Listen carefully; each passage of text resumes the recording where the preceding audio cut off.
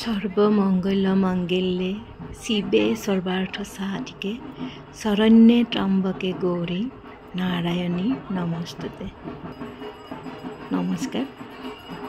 দুৰ্গা পূজা বুলি সকলোৰে মনটো ভাল লাগে নহয়নে বাৰু? নতুন কাপোৰ লোৱা, পূজা চাবলৈ যোৱা, কি যে মনত ফূৰ্তি।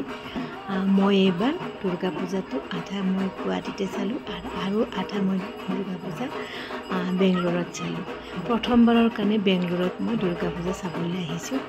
এয়া ইমান বেছি ধুনীয়া আৰু ইউনিক লাগিলে পূজাখন মোৰ, আৰু সেইকাৰণে মই ভিডিঅ'টো বনাই আজি আপোনালোকৰ ওচৰত দেখালোঁ। যদি কোনেও দেখা নাই এনেকুৱা দুৰ্গা পূজা, তেনেহ'লে এবাৰ নিশ্চয়কৈ ভিডিঅ'টো চাব আৰু গম পাব আপোনালোকে ইয়াত দুৰ্গা পূজা কেনেকৈ কৰে। তেনেহ'লে আহকচোন ভিতৰলৈ সোমাই যাওঁ। এয়া দুৰ্গা পূজাৰ মণ্ডপ চাওক, এয়া দুৰ্গা মাৰ মূৰ্তি। ইয়াতে আপোনালোকে আমি নেদেখা বস্তু দেখিবলৈ পাব, কিছুমান অকণমান বেলেগ ধৰণে এওঁলোকে পূজাখন পাতে। তেনেহ'লে বলক মই ওচৰৰ পৰা আপোনালোকক ভালকৈ দেখাম পূজাখন। এয়া মই মন্দিৰৰ ভিতৰত সোমাইছোঁ।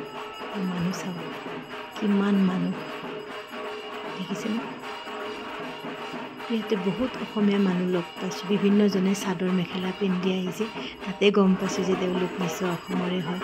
আৰু এতিয়া চাওক, সেই সন্মুখত দেখিছেনে আপোনালোকে? অকণমান ৰ'ব, মই আগুৱাই গৈ আপোনালোকক ভালকৈ দেখাই আছোঁ। এই যে ঢাকৰ মাতটো শুনিলে ইমানেই ভাল লাগে, মনটো একেবাৰে বহুত বেছি ভাল লাগি যায়। এই ঢাকৰ মাত শুনিলে দুৰ্গা মাৰ আগমনৰ কথা মনলৈ আহে।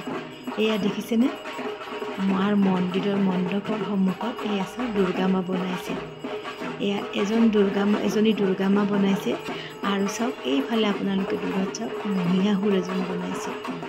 এয়া মহিষাসুৰৰ বেশত এজন মানুহ আৰু মা দুৰ্গাৰ বেশত এগৰাকী নাৰীয়ে এনেকৈ নৃত্য কৰিছে। ঢাকৰ তালৰ লগে লগে তেওঁলোকে ইমান সুন্দৰকৈ নৃত্য প্ৰদৰ্শন কৰিছে। চব মানুহে তেওঁলোকৰ ভিডিঅ' বনোৱাত ব্যস্ত। আৰু এয়া চাওক কিমান সুন্দৰকৈ ৰভাখন সজাইছে। ওপৰৰখিনি মই আপোনালোকক দেখাইছোঁ।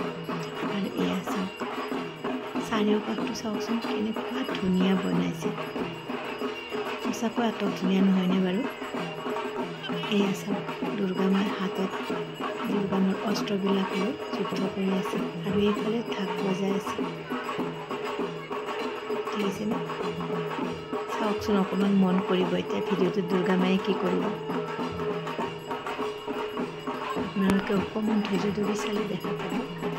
এতিয়া এয়া চাওক মহিষাসুৰ দেখিছে?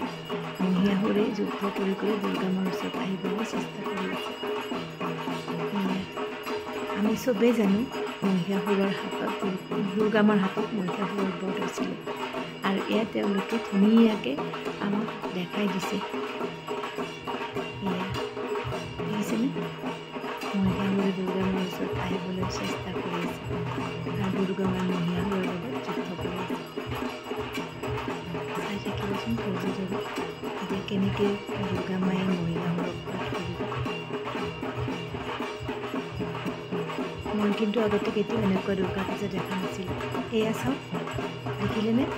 দুৰ্গা মায়ে মহিষাসুৰক বধ কৰি দিলে। এয়া চাওক, নহয়নে বাৰু মনোমোহা চাবলৈ? ইমান যে ধুনীয়া লাগিল চাই। মই আগতে কেতিয়াও এনেকুৱা দুৰ্গা পূজা দেখা নাছিলোঁ। এইবাৰ জীৱনত প্ৰথমবাৰ দেখিছোঁ, আৰু বহুত বেছি ভাল লাগিছে, আৰু সেইকাৰণে মই ভিডিঅ'টো আপোনালোকৰ ওচৰত লৈ আহিছোঁ। এয়া চাওক মা দুৰ্গাই মহিষাসুৰক বধ কৰিলে। এনেকেই যাতে দুৰ্গা মায়ে প্ৰতি বছৰে মহিষাসুৰৰ নিচিনা এজাক মানুহক এনেকৈ ধ্বংস কৰি পেলাই, আৰু ভাল মানুহখিনিক মায়ে আশীৰ্বাদ দিয়া কৰি লৈ যায়, তাকে কামনা কৰিছোঁ। লগতে জুবিন দাই যাতে ন্যায় পায় তাৰ কাৰণে মাৰ ওচৰত কামনা কৰিছোঁ।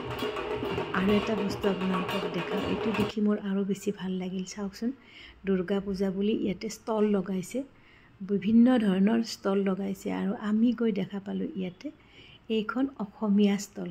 অসমীয়া মানুহে ষ্টল লগাইছে আৰু নাম দিছে আহাৰ। ইয়াতে বহুত অসমীয়া খাদ্য পোৱা যায়, হাঁহৰ মাংস, পাৰ মাংস, যি খাব বিচাৰে আপোনালোকে ইয়াতে অসমীয়া খানা খাব পাৰে। ইমান যে ভাল লাগিল, বাহিৰত গৈ অসমৰ এইবিলাক চাই খুবেই ভাল লাগে নহয়নে বাৰু? ভিডিঅ'টো কেনে পালে জনাব আপোনালোকে।